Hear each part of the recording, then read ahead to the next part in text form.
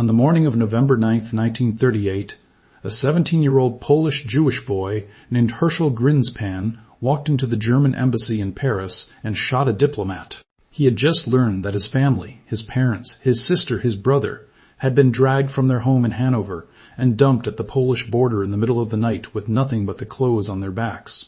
He had no other way to make the world pay attention. The German government used his act as the pretext for what they called Kristallnacht, the night of broken glass. In a single night, 91 Jews were murdered, 7,500 Jewish businesses were destroyed, and 30,000 Jewish men were dragged to concentration camps. The damage to Jewish property alone was calculated at the equivalent of $32 million. And the Jewish community was then charged a collective fine of 1 billion Reichsmarks to pay for the cleanup. Herschel Grinspan did not know, could not have known, that the bullets in his gun had been made possible, in part, by an agreement signed 9 years earlier in the boardrooms of an American oil company. That the synthetic fuels powering the German Air Force that would shortly bomb his relatives into rubble had been developed under a patent-sharing arrangement between Standard Oil of New Jersey and a German chemical conglomerate. That the men who built the financial machinery that armed the Third Reich were, at that exact moment, sitting in mahogany-paneled offices in New York, London, and Basel, reviewing their accounts and collecting their interest. This is the story of those men, not the generals, not the politicians, the bankers, the ones who funded both sides of the deadliest war in human history and faced almost no consequences for doing it.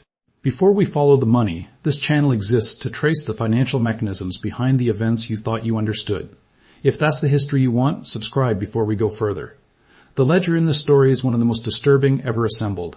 To understand how American banks funded Hitler, you first have to understand how they created the conditions that made Hitler possible. When the First World War ended in 1918, the Allied powers assembled in Paris and drafted the Treaty of Versailles. Germany was declared solely responsible for the war, in order to pay reparations of 132 billion gold marks, roughly $31.5 billion at the time. The sum was designed not just to compensate the Allies, but to permanently cripple Germany as an industrial power. What followed was catastrophic. By 1923, $1 US was worth 4.2 trillion German marks. Wheelbarrows of cash could not buy a loaf of bread. Middle-class savings built over lifetimes were wiped out overnight. 6 million Germans were unemployed. Families were burning furniture to stay warm. And into that void of desperation and humiliation, a political movement began to grow. One that offered answers, however monstrous, to the question of why Germany had fallen so far. This outcome deeply concerned Wall Street, not for humanitarian reasons, for financial ones. American banks had loaned billions to Britain and France during the war. Those countries needed Germany's reparation payments to service their war debts. If Germany collapsed economically, the reparation payments stopped. If the payments stopped, Britain and France could not repay New York. If New York did not get repaid, the entire transatlantic financial system faced a crisis. So in 1924, Wall Street moved to save Germany, not out of compassion, out of self-interest. The instrument they used was called the Dawes Plan, named after Charles Dawes, an American banker who chaired the International Committee tasked with restructuring Germany's reparations. Dawes and his colleagues redesigned the payment schedule, reorganized the Reichsbank under foreign supervision, and, most critically, opened the American capital market to Germany on a massive scale. Between 1924 and 1929, approximately 29 billion Reichsmarks in foreign loans flowed into the German economy. J.P. Morgan led the syndicate. American banks provided roughly 70% of Germany's foreign capital intake during that period. German industrial output surged. By 1929, Germany was the second largest industrial economy in the world. But the money did not go toward rebuilding schools or hospitals. A substantial portion went toward rebuilding Germany's military industrial capacity, modernizing steel plants, expanding chemical industries, developing technologies that would later be turned directly toward warfare. The numbers tell the story precisely.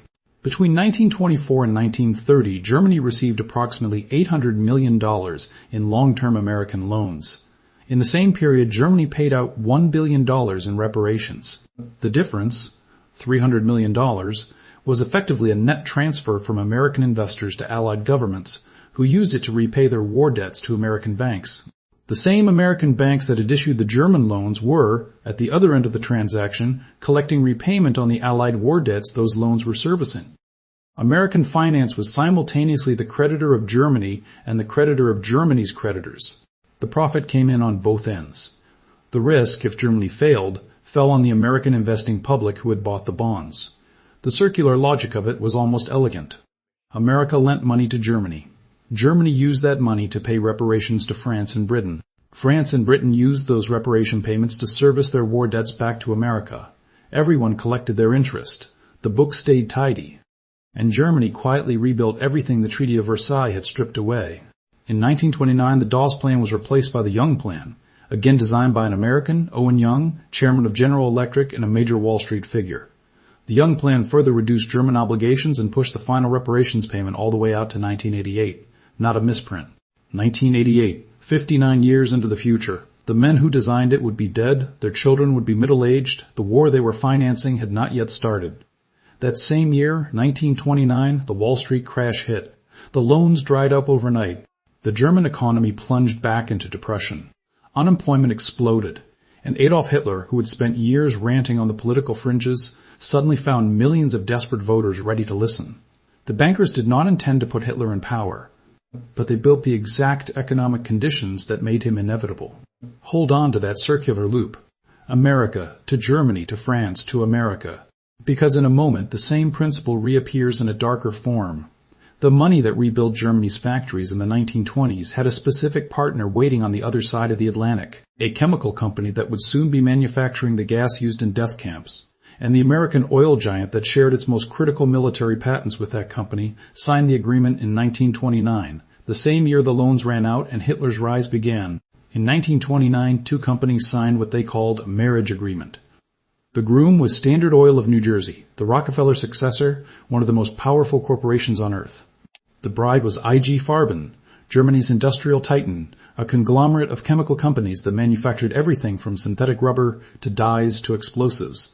The dowry was a set of patents that would determine the outcome of a world war. Standard Oil had developed advanced processes for hydrogenation, converting coal into synthetic gasoline. IG Farben had developed the best processes for manufacturing synthetic rubber. Under their cartel agreement, Standard gave Farben exclusive world rights to its hydrogenation technology.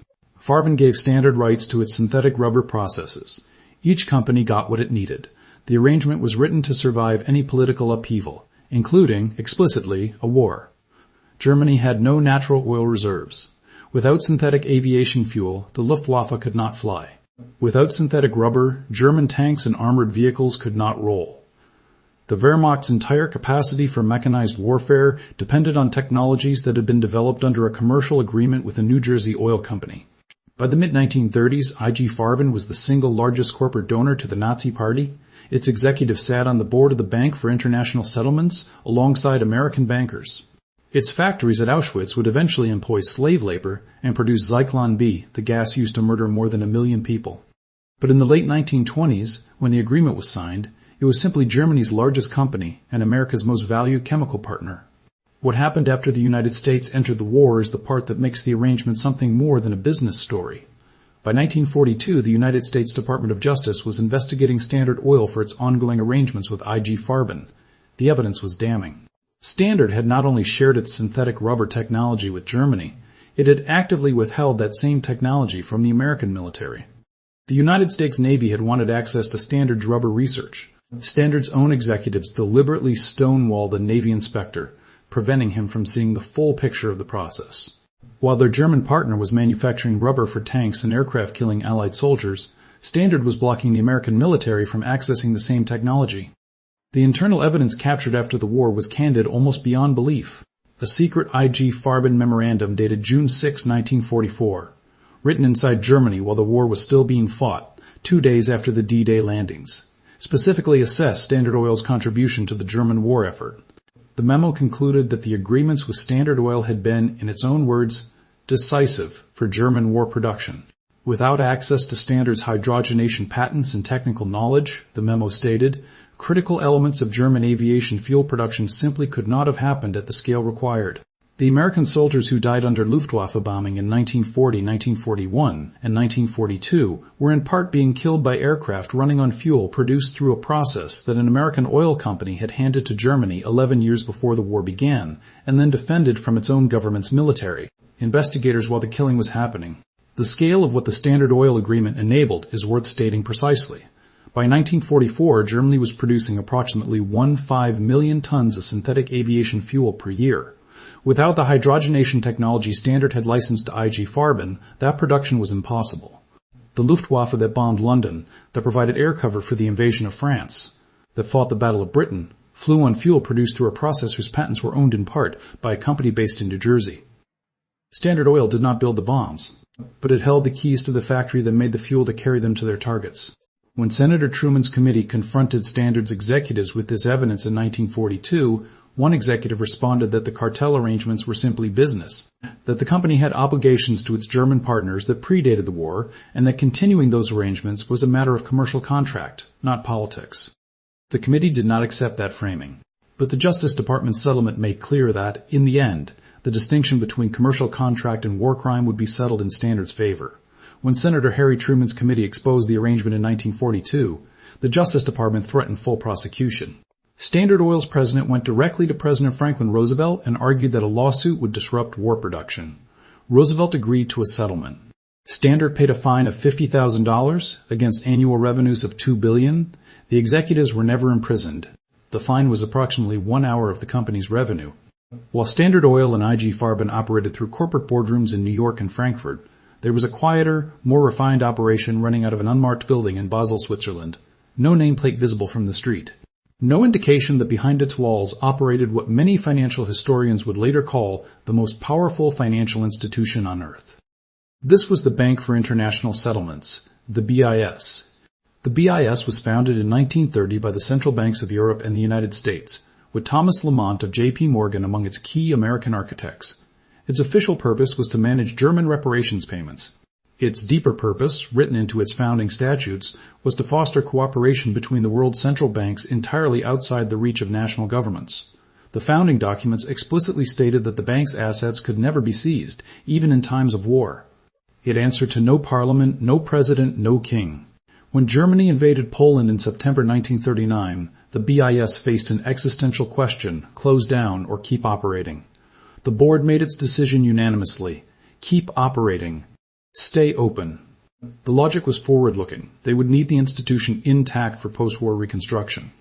The deeper reality was that international banking did not need war to pause it. It just needed a different vocabulary. The man placed in charge of this operation was an American named Thomas McKittrick. Harvard-educated, impeccably connected, appointed BIS president in January 1940, 6 months before France fell. What that declared neutrality looked like in practice was extraordinary. He traveled freely through Nazi-occupied territory. He met regularly with Reichsbank officials in Berlin. He conducted foreign exchange transactions on behalf of the Nazi government. And he formally recognized, through BIS administrative procedures, the Nazi occupation of 10 European countries, accepting the transfer of those countries' BIS shares to their Nazi occupation governments. By the war's peak, Axis-controlled central banks held nearly 67% of the BIS's voting stock. The BIS accepted Nazi gold throughout the war. Not just German gold, looted gold. When Germany annexed Austria in 1938, Austrian gold reserves were stripped and shipped via BIS accounts to Berlin. When Czechoslovakia was occupied, SS officers held Czech National Bank directors at gunpoint and demanded the transfer of the country's gold reserves that had been moved to the BIS for safekeeping, where they were presumed to be protected. The BIS forwarded them to Berlin. In total, the BIS received and processed 3.7 tons of gold from the Reichsbank during the war that post-war investigations confirmed had been looted from Belgium and the Netherlands. That gold funded German war operations. The Czech gold episode is worth examining in its specific detail because it illustrates exactly what BIS neutrality meant in practice. In March 1939, Germany occupied Czechoslovakia. Czech officials had placed their national gold reserves, approximately $23 million worth, in the BIS for safekeeping on the reasonable assumption that assets held by an international institution in neutral Switzerland would be protected from a foreign government.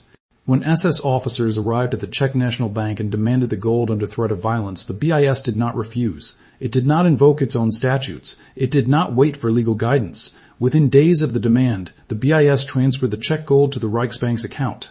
The Reichsbank then moved it to Berlin. The Bank of England's own officials were informed of what was happening.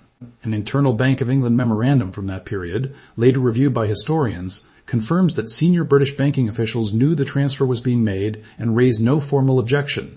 The gold of a country that had just been occupied by military force Gold that had been placed in international safekeeping specifically to protect it was handed over through the clearing mechanisms of an institution whose stated purpose was financial stability and neutrality. Sitting on the BIS board throughout this period were Walter Funk, a senior Nazi official and Reich Minister of Economics, Hermann Schmitz, chief executive of IG Farben, the same company manufacturing Zyklon B, and Emil Puhl, the Reichsbank vice president who was personally responsible for processing dental gold stripped from concentration camp victims. All three were later convicted of war crimes at Nuremberg. All three had been welcomed BIS board members while the war raged around them. Emil Puhl, the man who processed concentration camp gold, described the BIS privately as the Reichsbank's only real foreign branch. McKittrick was not an ideological Nazi. He almost certainly found the extermination camps abhorrent.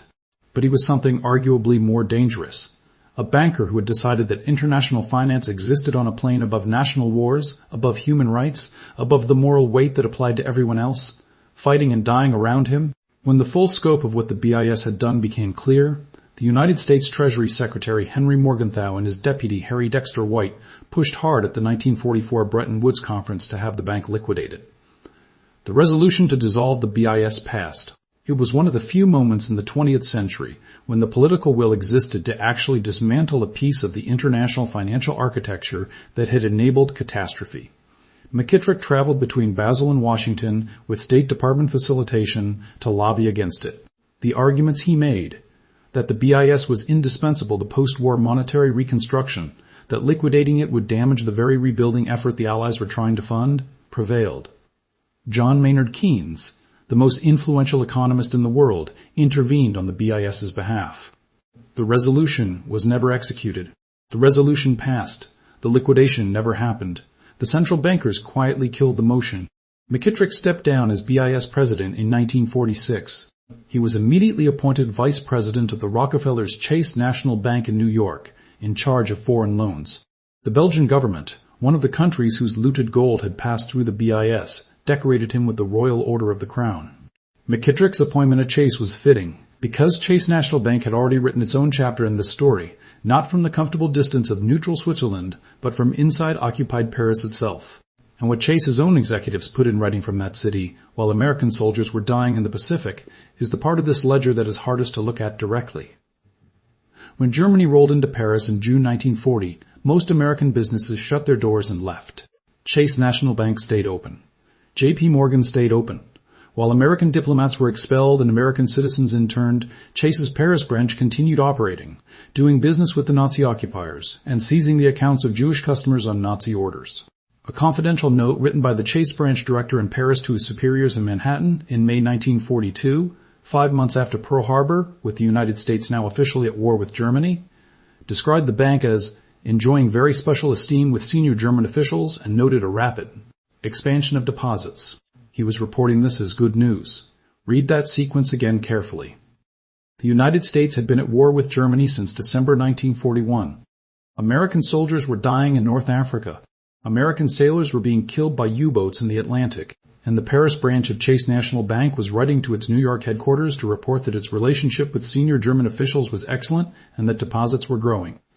The note was not the work of a rogue employee. It reflected a policy decision made at the highest levels of Chase's management, that the Paris branch would remain open, would cooperate with the occupying authority, and would conduct its business as normally as the circumstances of military occupation allowed.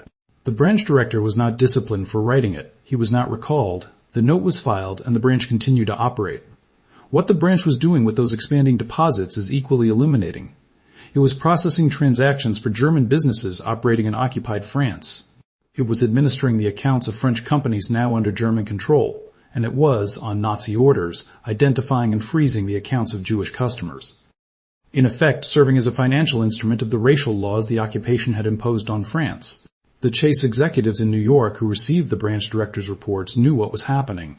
They did not shut the branch down. They did not instruct it to cease cooperating with the occupation authority.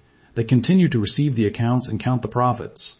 6 months before Germany invaded Poland in 1939, Chase had wired $25 million to Germany to help finance its military buildup. One more name belongs in this ledger before the final accounting. Prescott Bush, Yale, educated investment banker, partner at Brown Brothers Harriman, managing director of the Union Banking Corporation of New York. His father-in-law, George Herbert Walker, had established a financial relationship with Fritz Thyssen, the German steel and coal magnate who was one of Adolf Hitler's earliest and most significant financial backers. Thyssen personally gave millions of marks to the Nazi Party before Hitler's rise to power. The Union Banking Corporation served as a clearinghouse for Thyssen's American financial interests. It handled the transfer of funds, bonds, gold, coal, and steel between the United States and Germany throughout the 1930s.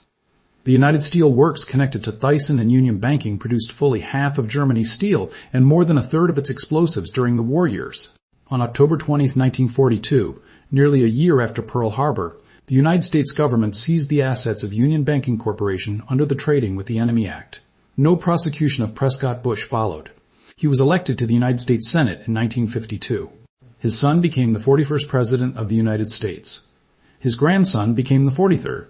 A French government commission investigating wartime banking practices later found that 5 American banks, Chase Manhattan, J.P. Morgan, Guaranty Trust, Bank of the City of New York, and American Express, had participated in the handover of approximately 100 Jewish-held accounts to Nazi occupation authorities in France. None faced meaningful criminal prosecution. Several paid civil settlements decades later, long after the executives responsible had died. Tally the final accounting across every channel.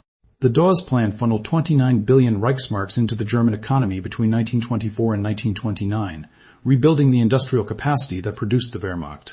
Standard Oil's patent arrangements gave the Luftwaffe its aviation fuel, and the Wehrmacht its synthetic rubber. The BIS processed 3.7 tons of looted Allied gold for the Reichsbank, and kept the international financial clearing system running for both sides simultaneously.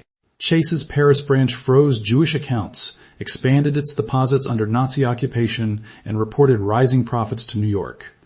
And when the war ended, the accounting of consequences was remarkably brief. Standard Oil paid $50,000. Chase reached civil settlements. The BIS, which a United Nations conference had voted to liquidate, kept operating and became the central coordinating institution for post-war European currency reconstruction. McKittrick received a vice presidency and a medal. The Nuremberg tribunals convicted IG Farben executives. The longest sentence was 8 years, which amounted to roughly 1 year of prison per million people murdered by Zyklon B, a gas manufactured using technology developed under a patent arrangement with the New Jersey Oil Company. The principle at the heart of all of it. The idea that capital is a neutral force, that financial systems float above political morality, that the men who manage money bear no special responsibility for what that money enables, was never seriously challenged. It was folded back into the standard operating assumptions of international finance, where it has remained ever since. The bank, on whose board the man responsible for processing dental gold from concentration camp victims sat as a welcome director, still operates today. It is still headquartered in Basel. It still operates outside any national government's jurisdiction. Its assets still cannot be seized. It is still one of the most powerful and least understood financial institutions in the world. The facts in this story are not in dispute among serious historians. The documents are in the National Archives, in German war records repositories, in declassified Treasury memoranda, in the minutes of Nuremberg proceedings. What is in dispute is what they mean. Consider the specific arithmetic of accountability. The IG Farben executives convicted at Nuremberg received sentences ranging from 18 months to 8 years. The man most directly responsible for Auschwitz's industrial operations, Fritz Tremere, who had overseen the construction of the IG Farben plant at Auschwitz using slave labor, served 5 years and was released in 1950. He was immediately reinstated as chairman of Bayer AG, one of IG Farben's successor companies. He held that position until 1961. The American executives who had enabled Farben's war production through patent agreements, who had stonewalled their own navy while Allied soldiers were dying under German aircraft running on American patent fuel, were never charged with anything. The fine Standard Oil paid, $50,000, was less than the company earned in revenue in a single hour of a single day of a single year. Thomas McKittrick, who had kept the BIS running as a financial utility for the Nazi regime, who had processed looted gold through his institution's accounts, who had formally recognized the Nazi occupation of 10 European countries through his institution's administrative procedures, was decorated by Belgium, promoted by Chase, and described in his New York Times obituary in 1970 as a world financier. The obituary made no mention of the gold. What moral weight attaches to keeping the financial machinery running when the machinery is fueling atrocity? What kind of man looks at the worst catastrophe in human history and asks not how to stop it, but how to make sure the books balance when it is over.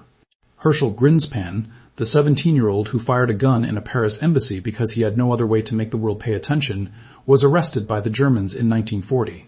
He disappeared into the Nazi prison system. His fate after 1942 is unknown. The men whose agreements armed the force that destroyed his family collected their interest, received their promotions, and died in their beds. That is what the ledger shows. Look at the 5 channels through which American capital reached the Nazi war machine. The Dawes Plan loans that rebuilt German industry, the Standard Oil patents that fueled the Luftwaffe, the BIS that processed looted gold through neutral accounts, the Chase branch that served the occupation in Paris, and the Union Banking Corporation that handled Thiesen's transfers to Berlin. 5 separate channels, 5 separate institutions, 5 separate sets of executives making 5 separate decisions that they each characterized, individually, as commercially rational. None of them were coordinating with each other in any formal sense. None of them sat in a room and decided to arm Hitler. What they shared was not a plan but a principle, that the financial system they operated was a neutral infrastructure, that profit was a sufficient justification for participation, and that what their money enabled once it left their hands was someone else's moral problem. The story of how Hitler was funded is not a story about evil men who wanted a war. It is a story about ordinary men who wanted profits, and who built financial systems so insulated from moral consequence that atrocity could flow through their accounts like any other transaction. The danger was never the monsters. It was the accountants who processed their gold and called it commerce. If this is the kind of history that matters to you, the version written in patent agreements and bank transfers instead of the version in the textbooks, subscribe, because every video on this channel follows the money the same way. There is a financial mechanism behind almost every atrocity you think you understand. The documents are usually there. We will keep reading them together.